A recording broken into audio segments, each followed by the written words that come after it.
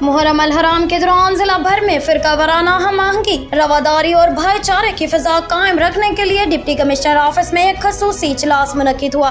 جس کی صدارت ڈپٹی کمشنر سائمہ علی نے کی۔ اجلاس میں ممبر قومی اسمبلی پیر سید عمران علی شاہ ولی، ممبران صوبائی اسمبلی محمد ارشد ملک، نوید اسلم خان لودھی، ملک قاسم ندیم، رانا ریاض احمد، پیر ولایت شاہ کگھا، سابق MNA Chaudhry Muhammad Tufail Jatt, DPO Faisal Shahzad, additional deputy commissioner general Syed Usman Munir Bukhari اور AC چیچاوطنی وحید حسن گوندل سمیت تمام مکاتب فکر کے جید علماء کرام، اسلامی نظریاتی کونسل کے سابق ممبر سید ضیاء اللہ شاہ بخاری، حاجی احسان الحق فریدی، حاجی عبداللطیف، حافظ محمد فہیم جاوید، سید مہدی قاسمی، حاجی محمد اشرف، آقا محمد رضا خان ایڈوکیٹ، محمد ندیم فریدی، غلام فرید انور، پیر عزیز الرحمان، مولانا محمد عابد علی عبدالقادر اور دیگر مکاتب فکر کے علماء کرام نے شرکت کی۔ اجلاس سے خطاب کرتے ہوئے ڈپٹی کمشنر سائمہ علی نے کہا کہ درپیش مسائل کا حل انتظامیہ کی بنیادی ذمہ داری ہے اور یقین دلایا کہ محرم کے دوران پہلے سے بہتر انتظامات کیے جائیں گے۔